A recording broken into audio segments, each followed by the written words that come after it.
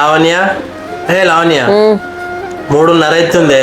అన్నం తిందులో నాకు ఈ 2 రోజుల నుంచి అన్నం తినబుద్ధి అయితలేదే. అన్నం తినబుద్ధి అయితలేదు అనుకుంటే ఎట్లా ఇక్కడ కూర్చుంటే ఏదన్నా ఒకటి చేసిస్తా. దా ఇక్కడ కూర్చుందా.